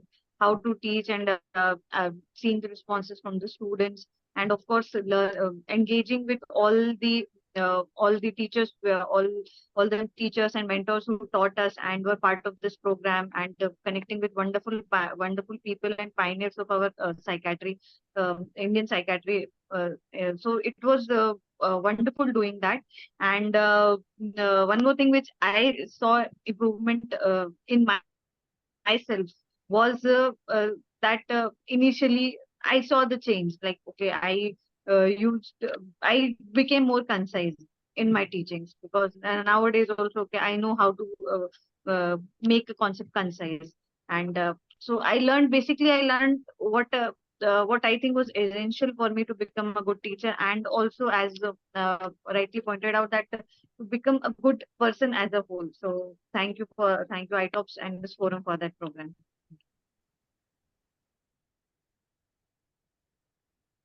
Thank you, Dr. Daisy. Uh, I request Dr. Prashant to give his feedback, but on a note that there has to be some element of critical feedback that we should be getting, because uh, we even in my past year I understood that this has been a very enriching experience, but then there are certain critical feedback that is required for us to improve. So if you can just touch upon some criticism Yes, sir. to us, that will be very helpful for us. Starting from what I have learned Learning is during my teaching, should I speak or Daisy, you want to speak something? Yes, sir. Sir asked for the feedback. So I was just saying that the teaching materials in the beginning also, it was new. The concept which we learned, everything was new to us. So the teaching material, it was good to have that Google Classroom, which we were learning or which we had the access to. But I think more uh, teaching material or resources were required to build up what our presentation. So some sources or like dedicated mentors for that, providing or dedicated resource person for that would have been wonderful. So that was my feedback, sir. Thank you, Dr. Daisy. May I request Dr. Prashant to give his feedback? I don't know why I am very keen to speak. I really don't know. I think this whole program is ending now, so I'm little emotional. Maybe I'm little emotional and keen to speak also. So whatever I have learned from my lectures, that is the sandwich model. First of all, I'll speak about the good things. What was the good thing? Like the stars of psychiatry in India, I have met all of them. Like most of them I have met. Mohan Isaac sir, Prathima ma'am, Kishore sir, Gopal Das sir, like so many good faculty I have met. So this was my say what good fortune that I have been a part of this program. I also want to share something. When I was a resident in Riva, when I was doing my MD, Dr. Dhiren sir used to do this course, and I used to wonder what is he doing every day? Like he's preparing some slides. He used to say that I have my class at the evening. Same is the case with when I was working as an assistant professor. Varchasvi sir was going for classes every evening, like every Tuesday or Thursday evening. So there was some curiosity in my mind. What are these guys doing? So when they told me that this is program, Prashant, you should do it. This will enhance your capabilities, your qualities as a good teacher. So I opted for this program. I'm really thankful for Kishore sir for selecting me for this program. Second thing, I think we took a lot of time, like the scheduled time was not the one which was scheduled during the brochure, during the starting of this session. So I think this could be more precise, like very timely. One thing. Second thing is that material, the Daisy already said, we can make one e-library that is accessible to all. So second thing is this. Third thing is again for the concluding session, we have a Pratima ma'am, like this is once in a lifetime opportunity. Thank you, ma'am, for like teaching us and helping us in managing multiple roles. Thank you, sir. Thank you, Dr. Prashant. I now request Dr. Varun to give his feedback. I confess that I was not prepared for this reflection, though we've been told that today would be the last day. In fact, I remember that I calling Argyo like panically when I landed that I have not prepared or made any slides, and he was reassuring me that you don't need to worry and things will go fine. And now know why he was so reassuring actually. I also contacted Prashant that please help me. I really don't know how to help. So how to go ahead. So in fact, uh, I had compromised on my sleep like on many occasions for making my slides then like during a first like in-person visit at Kolkata. To be honest, actually, there were two things like if I could share. One was this, and the other was like so during my UPSA interview. So the chairman asked me, so why do you want to like join? So I said that I love teaching. So as much as I love teaching, I knew that just loving isn't enough. You need to know things beyond that also. So now I know the science behind teaching. In fact, I wanted to join this the moment it was introduced, I think so. but then I was not sure which one to join. So I thought that if not now, it will never happen. And I'm very bad at managing my timeline. So I thought that I was just going to jump into it and then see what had happened. But I'm very glad that I could choose this. I attended the revised basic workshop, which was in which ways we were forced to do it. And I knew that I was back to my anatomy days because I found the teacher so strict there. I was so scared of them. I'm like, क्या होगा डांट पड़ेगी काम सही से नहीं हुआ. They were so strict there, and I'm like, if this how CBM is supposed to be, then I don't think I'll be ever able to learn it, or like forget implementing it. If I don't know it, how can I ever implement it? This was my experience there. In fact, I also enrolled for the advanced, but no one enrolled along with me. So my application is still lying at the at the institute because no one was there. So the institute forgot, and then I was like, okay, fine. I may really not have the time of like 10 days straight away to go there. But I'm really super glad, and in fact super delighted. But now I know that one thing that is extremely boring is lecture, and that is something which I'm going to remember the rest of my life.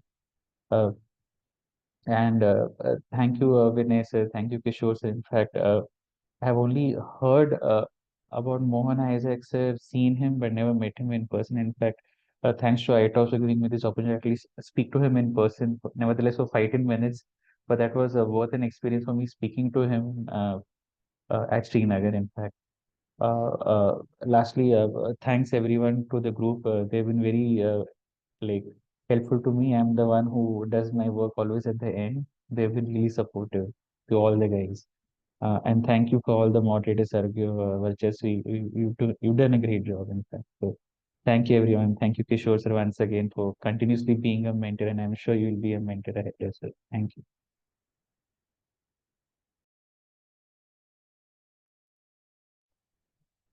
And thank you all the scholars for your feedback. And that will help us plan accordingly, plan ahead. And you need to realize that you have just jumped to the other side of the table with this. You are already become, you have come to this side of the table, and you are all part of, you are almost now a faculty of this program.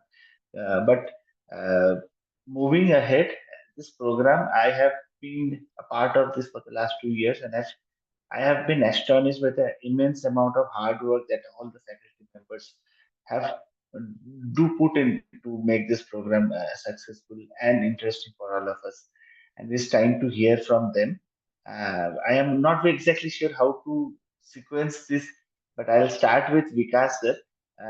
Sir, if I can ask you to just speak first, and then we can move ahead.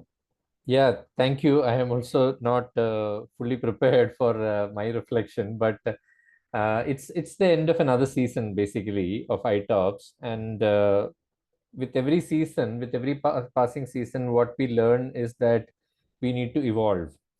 I don't think teaching methods can be, set in stone. And with every session, we also learn with the feedback that all of you are giving in order to improvise the sessions. I think personally for me, I have also learned something new in this session, in this season from the scholars when I was taking the sessions. I do remember that some of the group tasks that were given, probably from my side, I needed to structure it a little better so that the overlap between the different presentations could have been reduced. That is one of the take-home messages that I was able to understand from one of the sessions.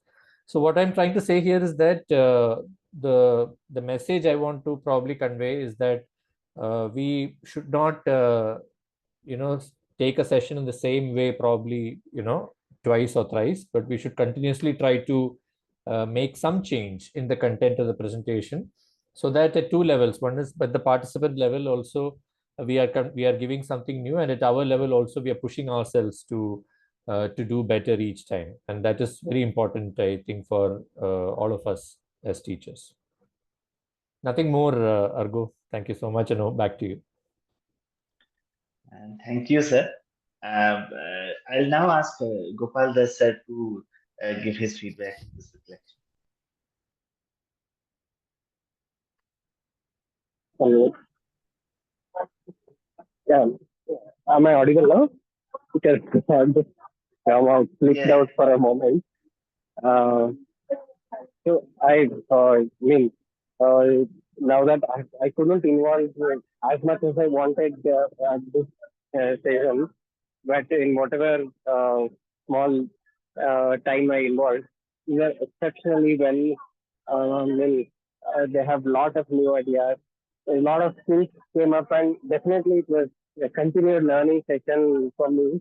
Every season, every year, wherever I involve, um, they've got to get more perspectives of how uh, people think and how we can improvise. And every session, there has been a consistent uh, uh, whatever teaching delivered by senior faculty. And each year it is a different thing to learn. That's all I've got to say. This journey has just started. Probably I'm kind of uh, I can only expect this might.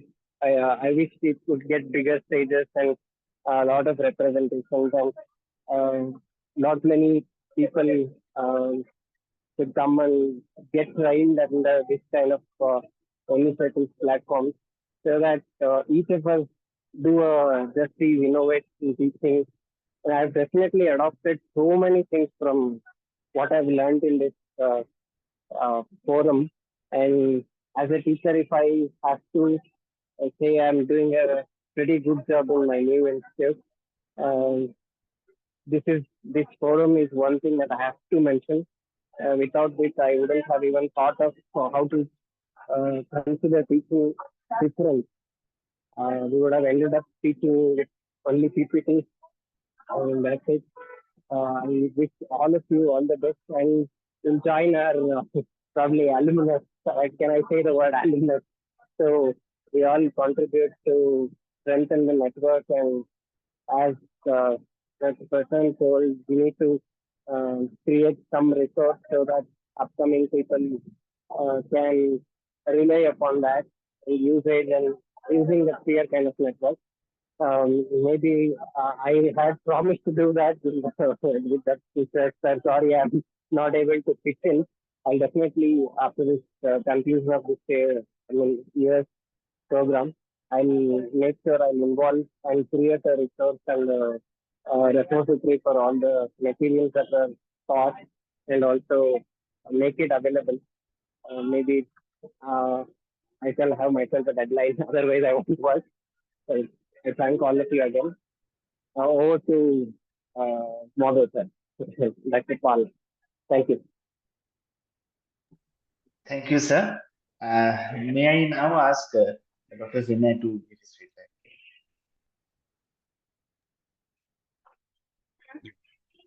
Maybe this time I was involved in the more of a technical aspects of organizing this program rather than being a faculty actually.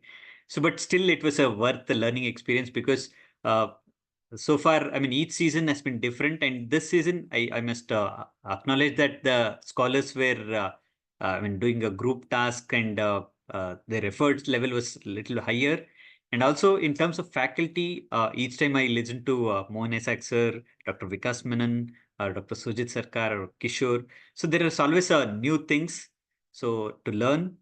And this time it was more a kind of an audience. As an audience, I've learned many things. So good to have this kind of sessions. Thank you for that. And congratulate all the scholars for having completed this scholarship.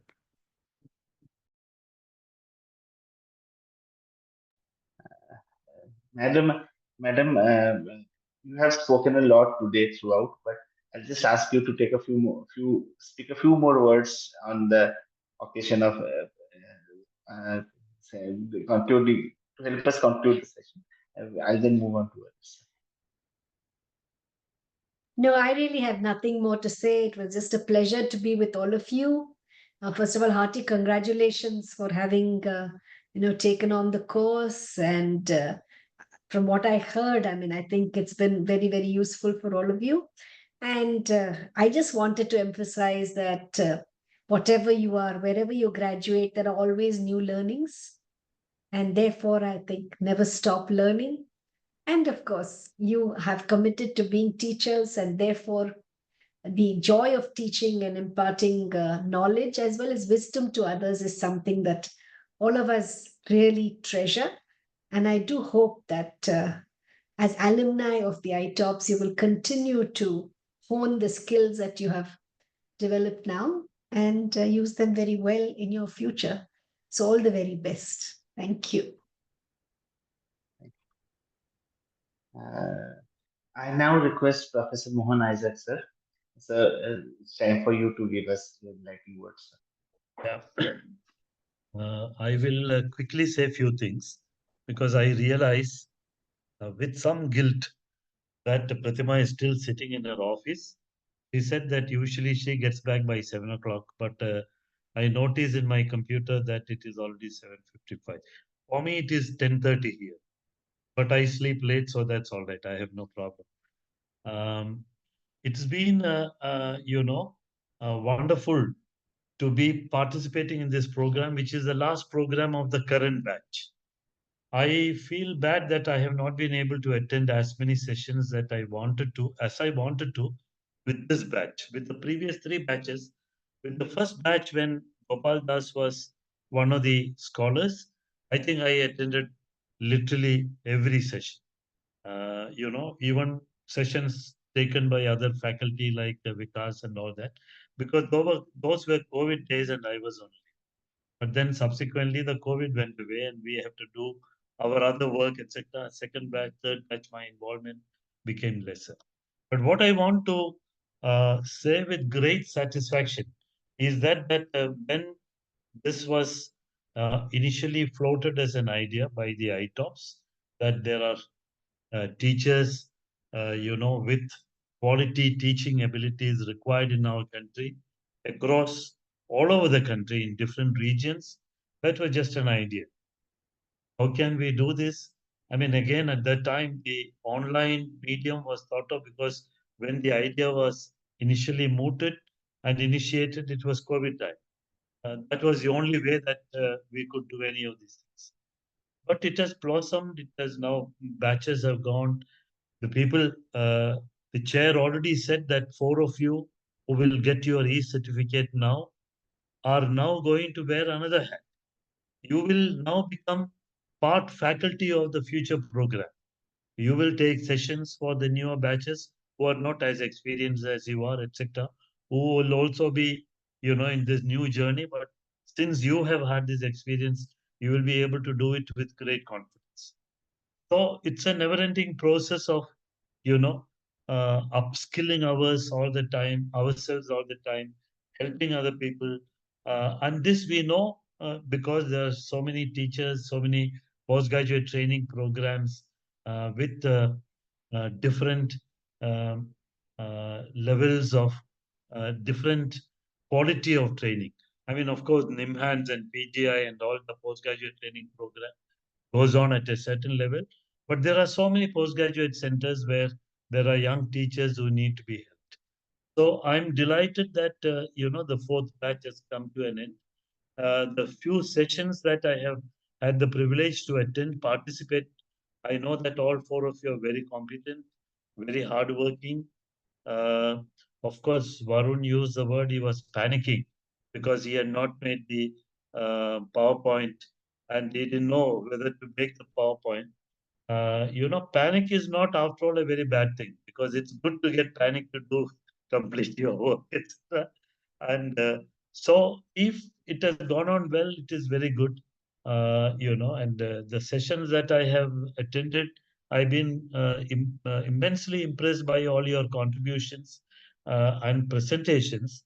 More because you have taken so much seriousness and is paid. You are not taken very lightly and casually come.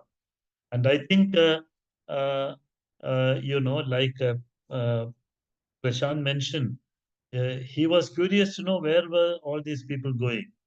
They are seniors. It must be something interesting. Otherwise, they won't take it so seriously.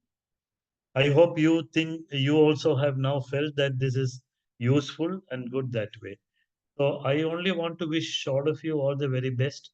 Continue in this kind of fellowship and in this collegial manner in the greater task of improving the quality of psychiatric teaching. I'm now not talking only about postgraduates, I'm talking about giving the mental health orientation to undergraduates. There are thousands of doctors who are getting trained in our country, and that is the only way that better mental health can be taken to people who will benefit from it. Um, I just want to highlight one point which I think Adnan mentioned, that initially you met in Calcutta. Unfortunately I could not come for that meeting because it clashed with something else.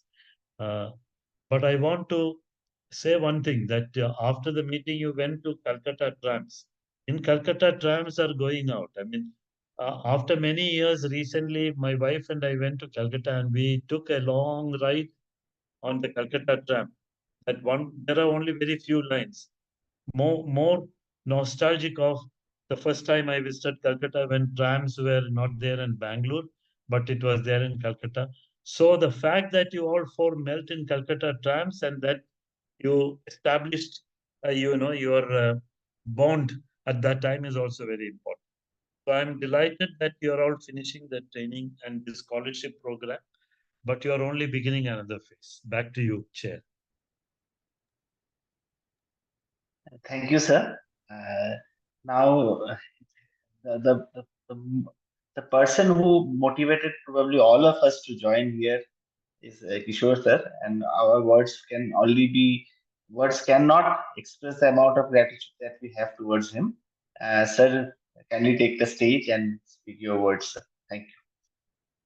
Thank you, and it's a delight. We moved from the completely online to the offline session. So you are the second batch whom we met in person. So it was very important for us to see you and meet you. I met Aro at the KGMU Lucknow, and then Adnan and Varun and Prashant and Daisy at the Calcutta.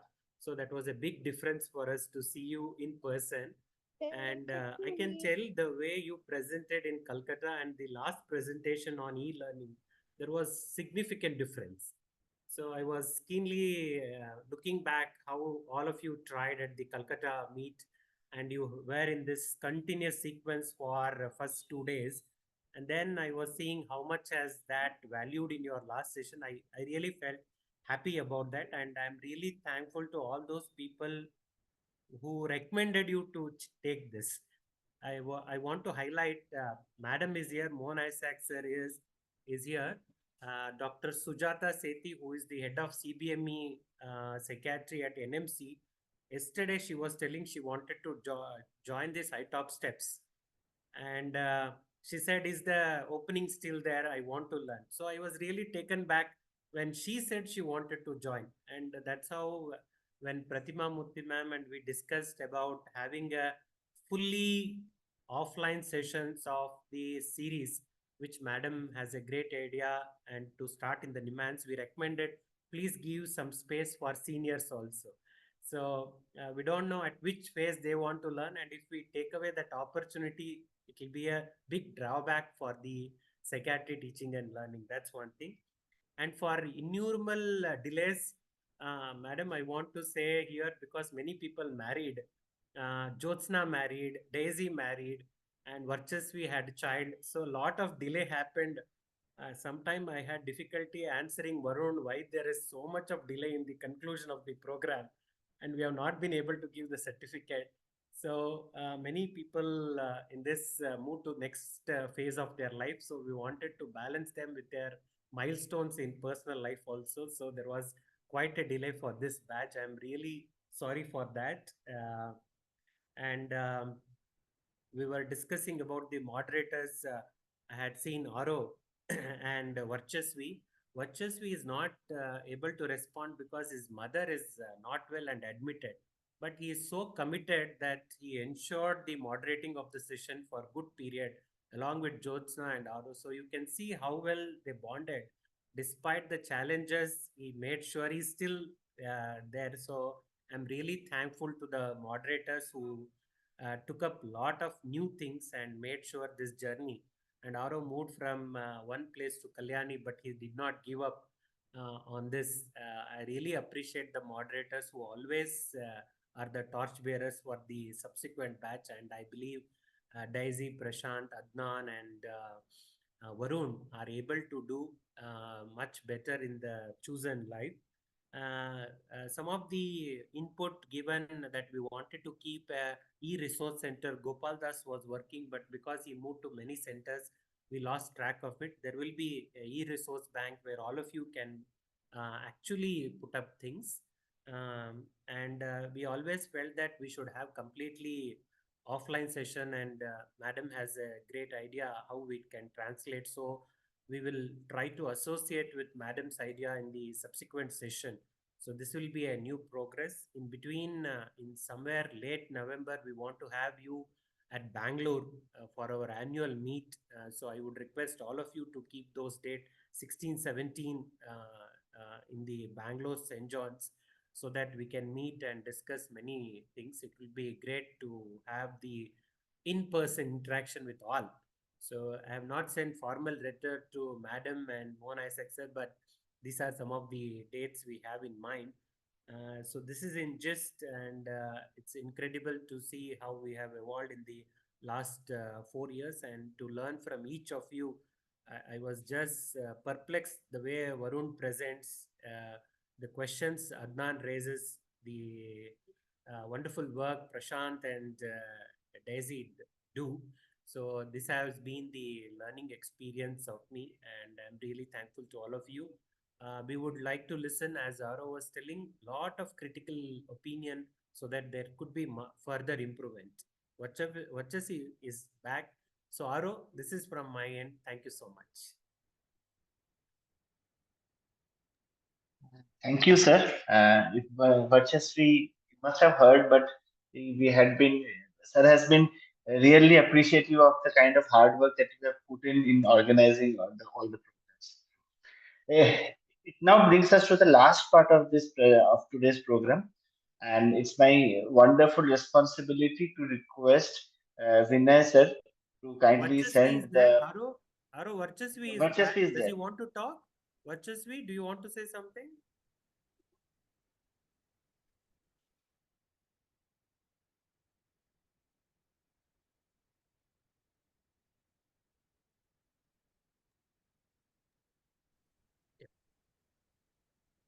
Maybe there is some problem for him. Over to you, Yeah. Aro.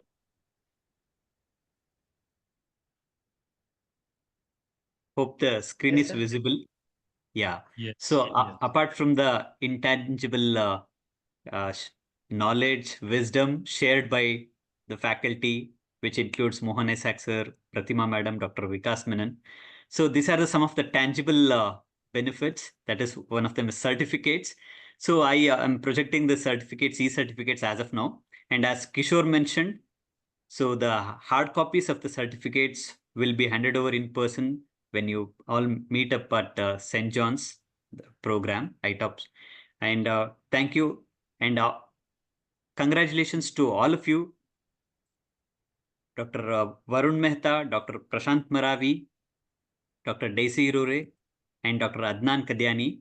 So for having completed the scholarship satisfactorily, and one of the conditions of the initiative, the Minds Trust and the Infosys Foundation, was to complete the whole of the sessions. So here are the certificates which will be sent over the mail. So congratulations for all the efforts that you have put up, group tasks. So yeah, round of applause for them. It was a nice journey, pleasurable learning. So that has happened. Thank you, one and all.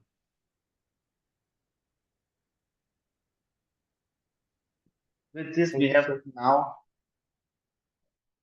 we have now come to the end of this today's program, and it has been a long journey that we all of us had watched together. And as sir has aptly pointed out, this is just the beginning of another journey, and it's all our responsibility to stay together, stay well knitted, because then only we can achieve greater heights. With this, I conclude today's program, and I will be ending the meeting on my part. Thank you all. Thank you all. Yeah, thank you one and all. Good night. Good night. Thank you. Thank you.